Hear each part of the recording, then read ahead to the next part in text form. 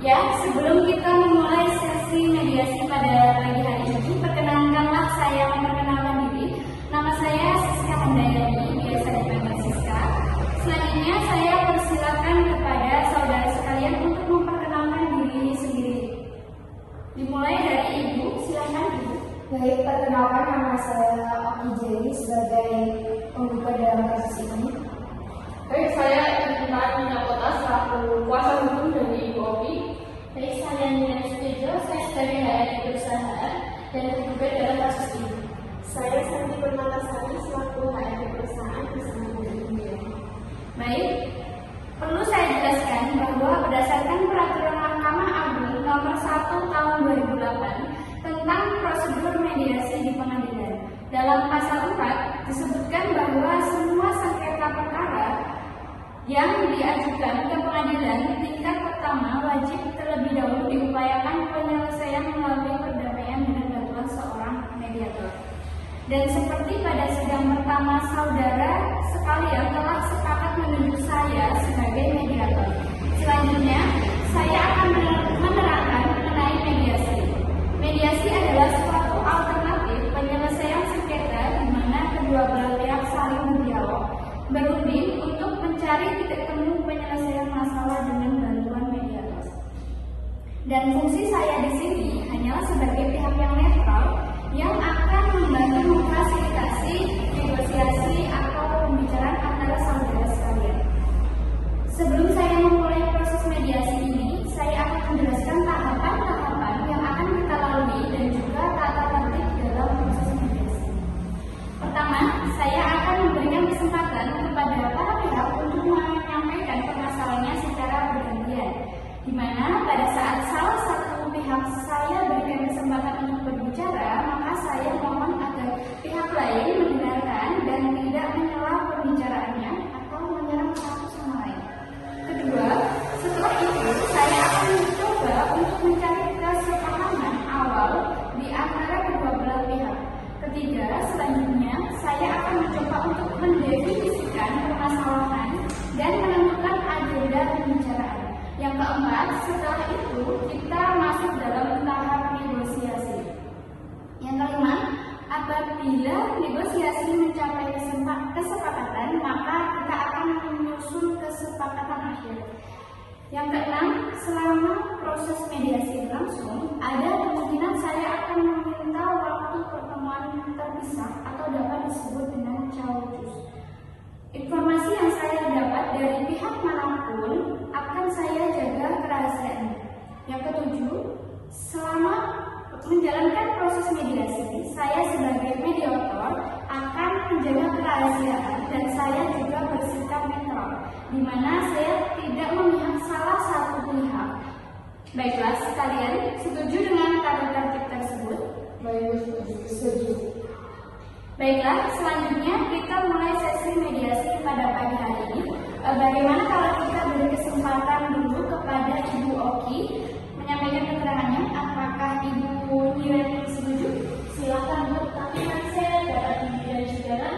Ya, setelah kita mendengarkan keterangan dari Ibu Oki, saya akan memberikan kesempatan kepada Ibu Nirani untuk berbicara. Silakan kepada Ibu Oki untuk menyampaikan keterangannya atau Ibu Indah selaku kuasa hukum dari Ibu Oki. Baik, biar saya saja menjelaskan kronologi. Jadi begini, saya di sini selaku kuasa hukum dari Ibu Oki. Klien saya ini adalah seorang karyawan dari PT Agulan Bertai, di mana klien saya sudah bekerja cukup lama di perusahaan tersebut. Akan tetapi, klien saya ini mendapatkan PHK secara sepihak dari perusahaan tersebut yang tidak diketahui alasannya dengan jelas. Kemudian, klien saya juga tidak diberikan gaji dan THR yang seharusnya diterima. Untuk itu, klien kami memutuskan untuk menggugat PT Agulan Bertai. Baiklah, jadi klien Ibu merasa kecewa atas kejadian ini. Ya, benar. Dan klien Ibu menginginkan agar gaji dan THR tersebut dibayarkan segera. Ya, betul. Apakah penjelasan Ibu sudah cukup atau ada tambahan dari Ibu Oki? Baik, saya izin menambahkan terjadi terkait ketika saya di PHK pada saat pandemi itu cukup membuat saya terpuruk karena pada saat pandemi tersebut mencari pekerjaan baru. Apalagi keuangan keluarga saya juga terbatas. Ditambah dengan gaji dan THR yang seharusnya saya terima tetapi tidak diberikan oleh perusahaan. Saya berharap gaji dan THR bisa saya terima untuk memenuhi kebutuhan keluarga saya. Oh begitu, baiklah. Seperti yang dijelaskan dari Ibu Intan dan juga Ibu Oki, jadi Ibu Oki belum mengetahui apa yang menjadi alasan perusahaan melakukan PHK sepihak kepada Ibu. Apakah benar demikian? Baik, benar Bu. Baik, jika begitu kita akan dengarkan dahulu penjelasan dari pihak HRD perusahaan untuk menjelaskan mengenai hal tersebut. Selanjutnya, saya berikan kesempatan kepada Ibu Miran ataupun Ibu Santi untuk menceritakan hal-hal yang perlu kita ketahui di sini dan juga berkaitan dengan PHK sepihak yang dilakukan oleh perusahaan kepada Ibu Oki. Silakan. Baik, di sini saya akan menjelaskan mengenai PHK yang dilakukan oleh perusahaan. Seperti yang kita ketahui saat ini sedang di masa pandemi COVID yang menyebabkan ekonomi negara terpuruk sehingga hal ini yang berdampak pada perusahaan kami. Maka dari itu kami mengurangi jumlah karyawan yang ada di perusahaan kami, ya, kira-kira seperti itu. Oh, jadi karena pandemi yang berkepanjangan menyebabkan perusahaan melakukan PHK sepihak? Iya, benar.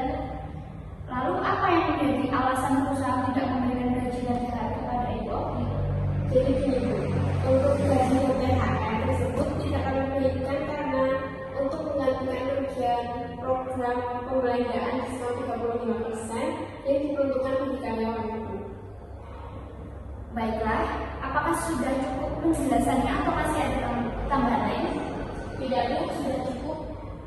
Baik, setelah saya dengarkan penjelasan dari pihak Ibu Oki maupun pihak HRD perusahaan, sebelumnya saya melihat bahwa Ibu Oki dan pihak HRD perusahaan itu ada beberapa kesalahpahaman, yaitu yang pertama, tidak diberitahukannya alasan PHK itu terjadi.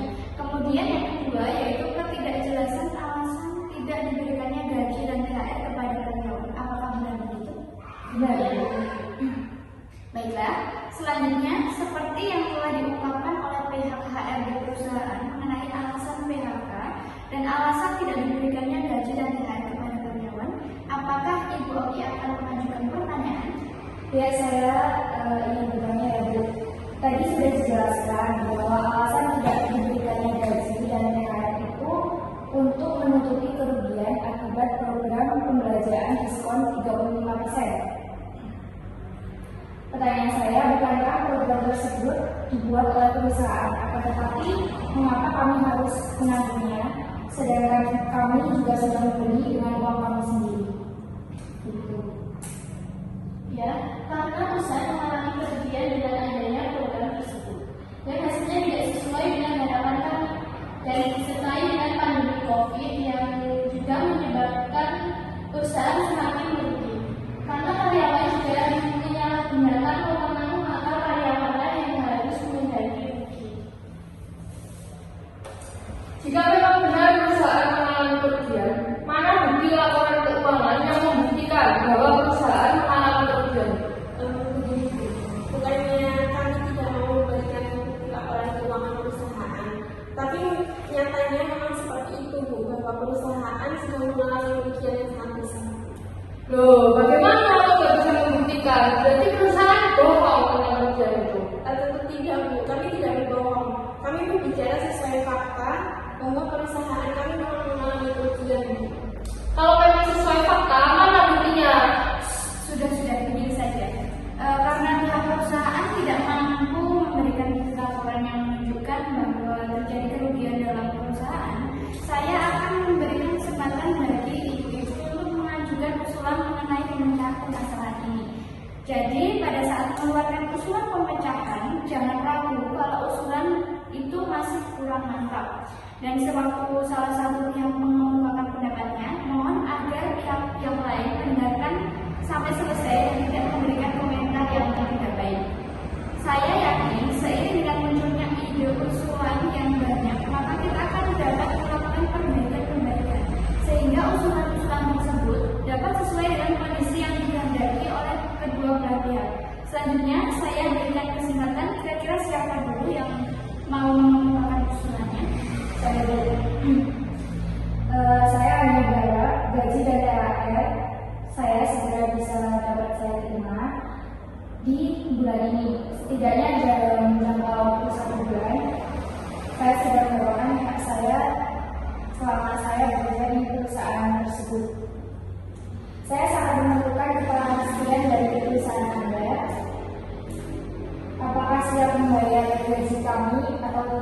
Jika tidak, kami dengan senang hati dan tidak keberatan untuk membawa kasus ini sampai ke pengadilan.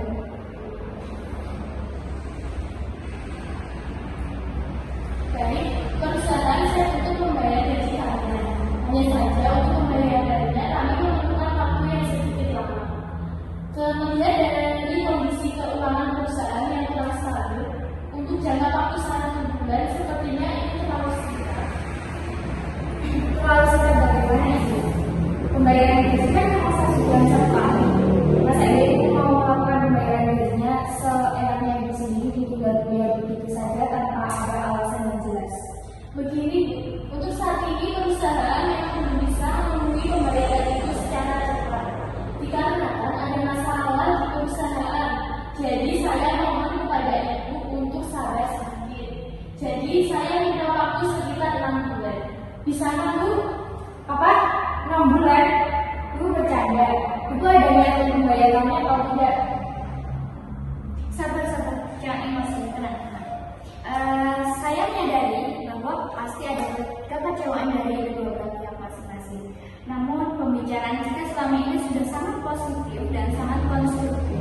Sebelumnya dari pihak tergugat, apakah masih ada yang perlu disampaikan?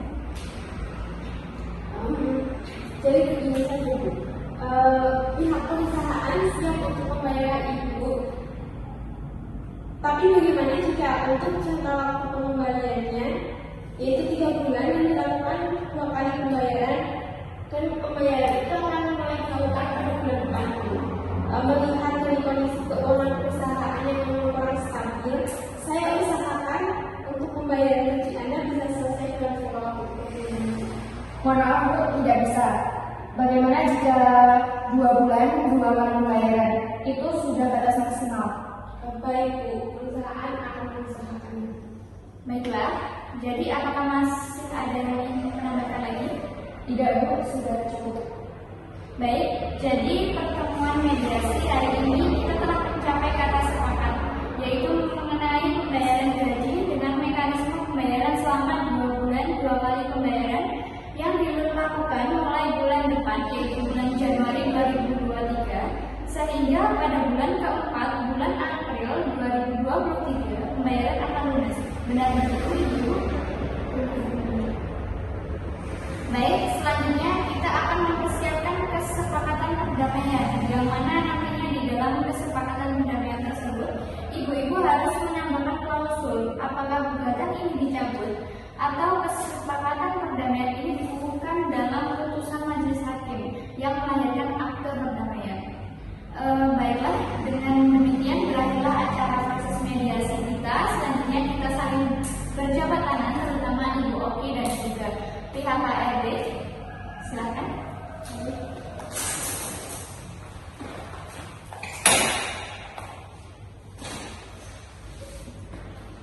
Terima kasih Bu sudah memulai proses mediasi kami. Ya, terima kasih Bu.